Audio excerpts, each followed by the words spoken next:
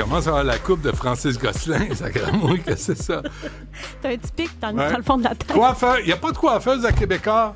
Tu sais, moi, je regarde Salut, bonjour. Là. Merci. Vous êtes toutes là, toutes maquillées, toutes arrangées. Nous, à Cube, il n'y a personne qui nous maquille, qui nous coiffe. Tu fais la demande? Rien. J'ai pas besoin de faire la demande. Il devrait l'offrir. Regarde-moi ça. Regarde-moi la tête de poil de c'est pas si pire, là. Moi, je trouve que t'as touffe droite, là. Ma mère faisait... Ma mère faisait ça. Hein? Oh, de la petite bave dans le toupette? Ouais, non, regarde. Non, c'est ça, bah, OK. Je me mets de la colle. Mais moi, je trouve juste que t'as du volume, au fait, là. J'ai du volume, mais j'ai pas de cheveux. Ça donne rien. Ça fait juste un courant d'air. C'est tout ce que ça fait. Non, OK, c'est correct, vous deux, là. C'est beau. T'as le toupette dans le vent. Ouais. En plus. Ben oui, hein? Vous êtes appelés? Ouais. OK. Mais là, on m'a dit de pas commenter les vestiments de mes collègues. C'est pour ça qu'elle ne le fait plus. Il rajoute des lettres. Le vestiment de mes collègues, je le regarde plus. Bon, hey, bonne journée, Mme Perron. Allez-vous-en, là. Ben, travailles-tu encore une autre journée de 12 heures ou ça va, c'est tout?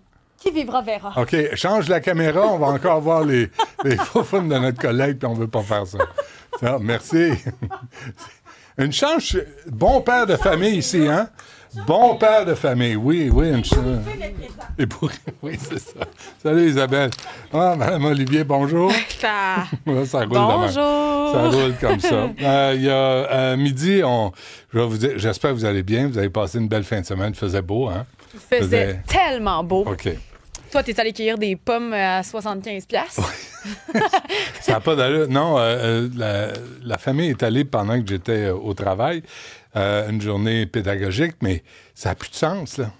C'est très cher. Les gens s'en sont plaints parce que c'est une activité, c'est pour aider nos producteurs, c'est pour faire sortir dehors, être en famille. Puis là, finalement, on se dit, regarde, on va pas juste aller à l'épicerie, on est supposé faire ça pour que ce soit le fun. Puis là, ça te prend le bracelet.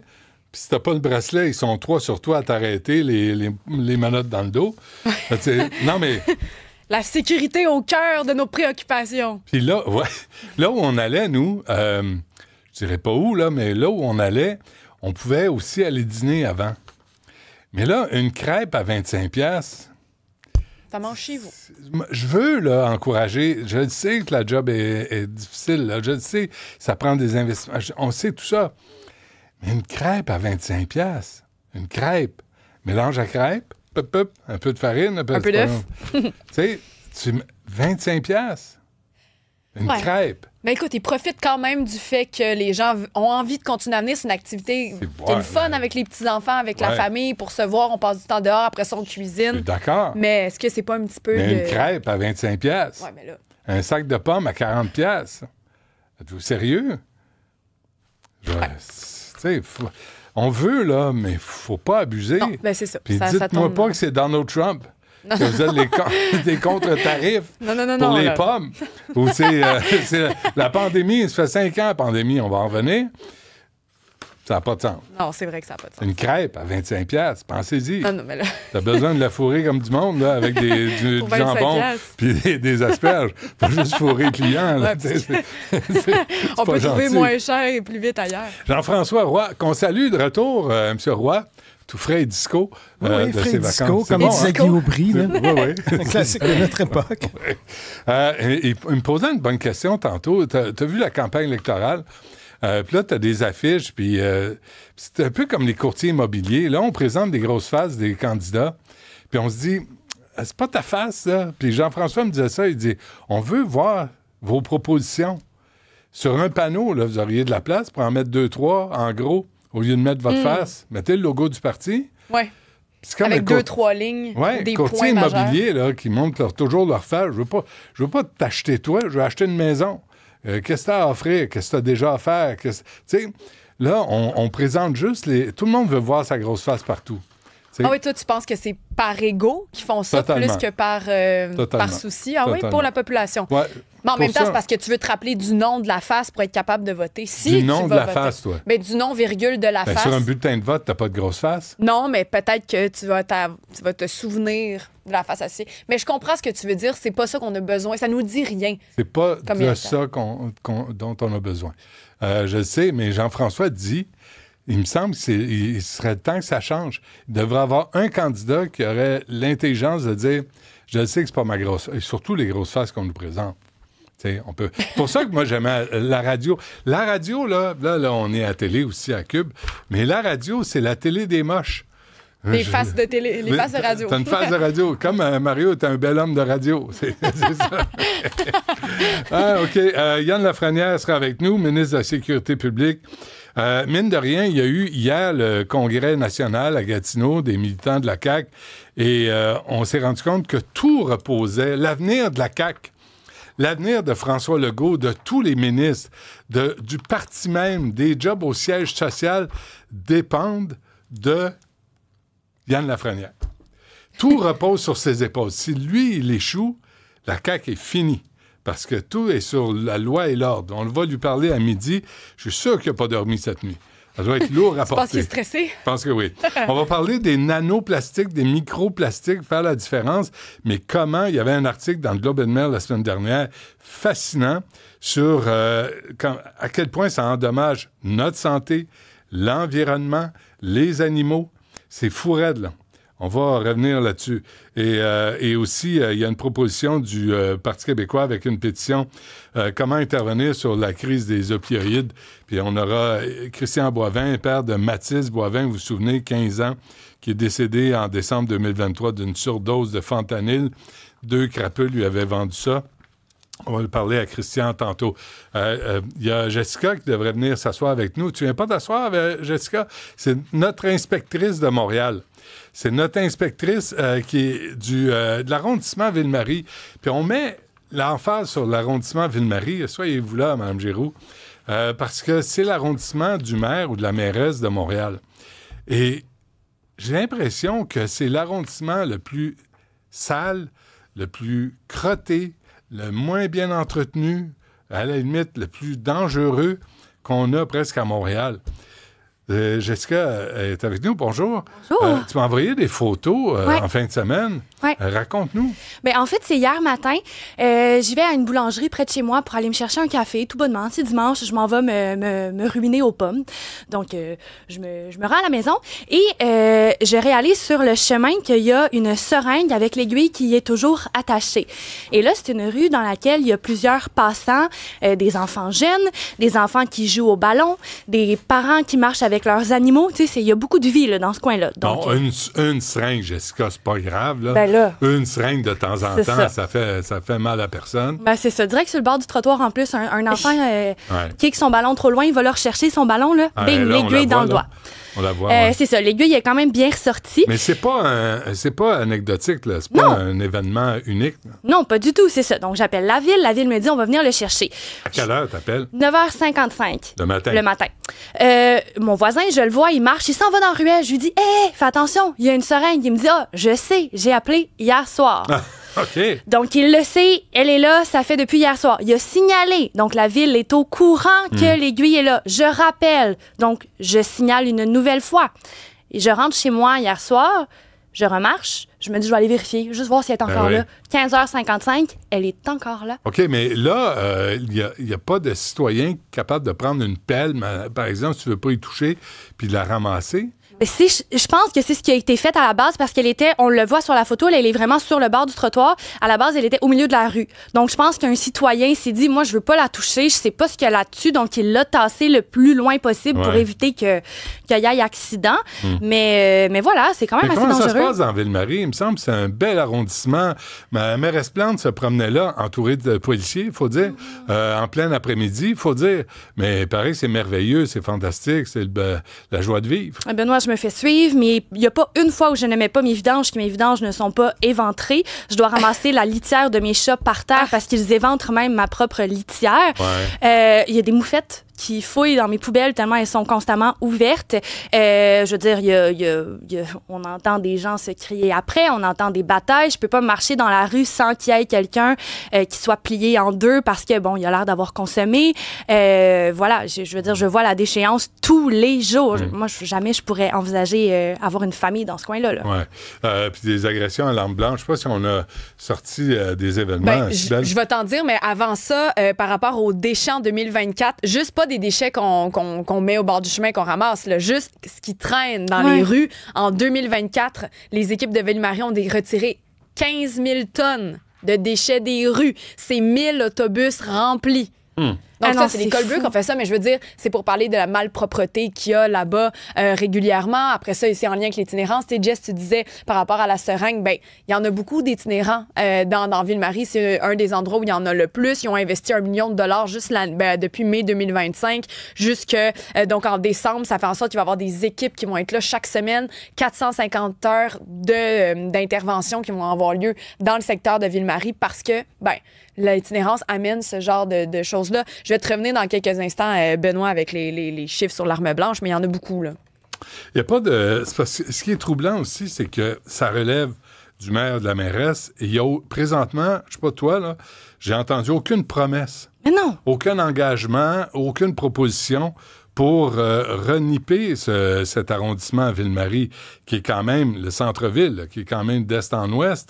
Puis il n'y a rien là-dessus. Là. On est en période électorale. C'est le bon moment. Là. Je veux dire, moi, en tant que citoyenne montréalaise, je ne te mens pas, je dis pas ça parce qu'on est à la radio, je n'ai absolument aucune idée pour qui je pourrais voter. Personne m'offre aucune solution. C'est comme, il y a Maximile qui a fait la comparaison, puis c'est vraiment vrai. Il a dit, c'est comme si tu commandes de l'eau plate en bouteille versus une autre marque. C'est 2 marques d'eau plate. Il n'y a pas de différence. Ça vient du même robinet. C'est ça. Ouais. On se fait enfiroiper, puis on ne sait pas pour qui voter au final. Oui. Puis tu sais, la semaine passée, on a fait une blague avec Lino Zambito. Là. Tout le monde a... Ken Pereira aussi. C'était presque... Ken Pereira, c'était vraiment... Je voulais entendre quelqu'un qui avait mis de l'ordre à la FTQ un peu. Évidemment, on a vu que ça les a pas empêchés de s'acheter des pick-up puis de prendre un coup sur le bras des membres. Des bons lunchs. Des bons lunchs et d'aller à Dubaï pour aucune maudite raison valable. 24 heures. Là, tu dis... bon, ça, Ken Pereira, on l'a entendu. Là, on s'est dit, est-ce qu'on amène d'autres candidats? Mais tu te rends compte que ça prend une machine, ça prend une équipe. Lino Zambito, c'était une blague aussi, parce que c'est le témoin principal pour la commission Charbonneau. Tout le monde a mordu à cette blague-là. Puis Lino n'a pas le temps, là, de... Tu sais, il y a autre chose. Il y a des restaurants aujourd'hui. Il fait autre chose dans la vie. Alors, qui nous propose quoi, là? On est un peu désespérés, puis je veux pas dire, c'est rien contre Lino, mais je veux dire, pour qu'une rumeur nous fasse parler autant, c'est parce qu'on est désespérés niveau électoral. On sait pas où on s'en va. Il y a aucune proposition. Puis comme tu dis, l'arrondissement Ville-Marie, tu sais, moi, je me magasine une propriété en ce moment. Penses-tu que je me magasine à Montréal? Absolument pas. Pas à cause des prix, là. Pas juste à cause des prix. Non, pas à cause des prix. Moi, je veux dire, il y a des appartements, les prix, si on cherche comme du monde, tu peux clairement trouver, surtout si tu cherches un condo, tu n'as pas trop de critères, tu peux trouver à Montréal amplement. Moi, je ne veux rien savoir. Je veux rien savoir d'habiter à Montréal, d'élever ma famille. Je veux que mes enfants puissent aller au parc sans que j'aie peur qu'ils pilent sur une seringue, Colin Bean. Oui, mais là, la bonne nouvelle, c'est que ça s'en vient aussi en banlieue. Fait que, tu sais, à Longueuil, il y a des problèmes d'itinérance. On en a parlé avec des résidentes, puis des résidents. Puis, tu sais, il n'y a pas de solution à court terme non plus. Il n'y a personne qui a de solution pour l'itinérance. On va parler à Yann Lafrenière tantôt, mais ça, c'est à Québec. Il faut quand même qu'il y ait la collaboration des villes. Puis si les villes pensent que tout va bien, comme le faisait la mairesse Plante, là, puis se promener avec le grand sourire, puis dire, mon Dieu, que c'est beau, mais elle est à New York pour sauver la planète, elle n'est pas foutue de sauver son arrondissement. Ça, entre 2 bandes dessinées, ça se ferait bien, il me semble. Il me semble. Tu sais, même quand on grandit, je vais vous en donner quelques exemples récents de jeunes de notre âge là, qui ont été poignardés en juillet 2025. Un jeune homme de 26 ans poignardé dans la nuit près du boulevard Saint-Laurent dans l'arrondissement Ville-Marie. Juste à la limite là, où ça s'était passé. En août 2025, un homme de 47 ans blessé au bas du corps dans une altercation. En août 2025 encore, un homme de 21 ans blessé par arme blanche près du métro Place des Arts. Là, le SPVM enquête sur ces choses-là. C'est des jeunes qui se font agresser constamment. Ça se passe là. C'est un milieu chaud. Nous, on le sait, on était là avant avec Cube. On en voyait tous les jours. Puis, tu sais, on appelle la police, puis ils sont débordés, puis ils viennent agir. Fait que je te comprends, Jess, de vouloir partir de là. Bon, alors, est-ce que la seringue est encore là, d'après toi? Ben, aux dernières nouvelles, ce matin, à 5 h, elle était encore là. J'attends la confirmation de mon épouse, voir si elle a été dégagée. Mais en même temps, vous faites exprès, vous appelez à la fin de semaine. Vous savez bien qu'il y a personne qui travaille à la fin de semaine à la Ville de Montréal. Il faut accueillir leurs pommes aussi. On prend leur congé. Ben, je comprends. La qualité de vie, c'est important. Le service aux citoyens, moins. Un peu moins. Mais la qualité de vie, c'est plus important. Excusez, il y a François qui dit, par rapport à la seringue, donc tu parlais, puis Benoît, tu dis, bon, pourquoi vous l'avez pas ramassé? Puis lui, François, il dit, c'est ça. Mettez-vous un gant, ramassez ça dans une bouteille, puis donnez-la à la ville. Mais C'est-tu à nous? C'est vraiment à moi de se mettre en danger puis de potentiellement me piquer puis de devoir me rendre au système dans les urgences, engorger le système de santé parce que la ville vient pas ramasser. Et les sites d'injection, est-ce que ça marche tant? Est-ce qu'on a fait le bilan de Benoît Labre? Est-ce que dans le quartier, là, ça va tellement mieux parce qu'on n'entend plus parler? Les médias, nous, on roule sur la nouvelle sans arrêt, puis à un moment donné, on ne s'arrête plus. Mais il faudrait revenir, là, l'école Victor Rousselot, il y a une nouvelle année scolaire qui est commencée. Comment ça se passe? Ils sont-ils encore en train de baiser tout nus devant des enfants? En train de se battre, puis de s'engueuler, puis de se sacrer après? Déféquer. Oui, il faudrait... Ouais. Parce que les seules fois où on en entend parler, c'est pour rapporter ces faits-là. Mais comme tu dis, on ne sait pas s'il y a des effets concrets positifs à tous ces centres-là. On va aller joindre Robert. Bonjour. Oui, bonjour. Bonjour. Ça va bien? Oui, vous-même. Ah oui, j'adore votre show. Mais je voulais corriger votre collègue ici qui disait qu'il n'y a aucun des partis, qu'elle n'a jamais trouvé sur la plateforme d'aucun des partis qui se proposent cette année pour l'élection. Vous devriez parler avec Benoît Langevin. Benoît Langevin est un conseiller, c'est mon conseiller de ville. C'est une excellente personne, a toujours travaillé dans le milieu de l'itinérance.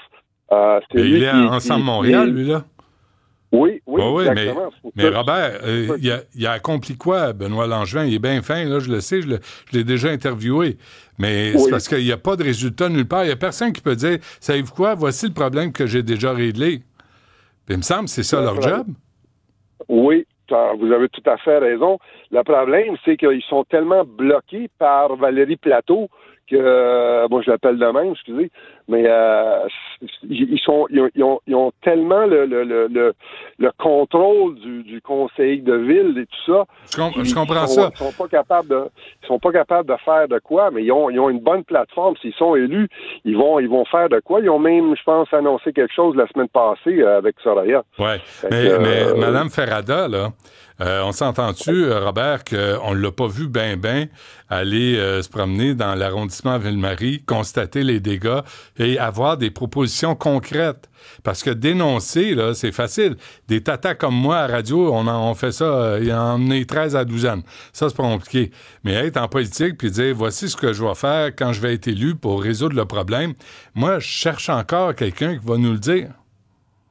Oui, vous avez raison. Ça, je suis pas en désaccord. Je veux pas avoir raison, là. C'est juste, c'est décourageant parce que t'es en campagne électorale, puis on dirait qu'ils n'ont pas d'imagination, puis ils n'ont pas de plan de match, puis ils savent pas quoi faire. Fait que ce soit un ou l'autre, là, tu dis, on va changer 4,30 sous pour une pièce.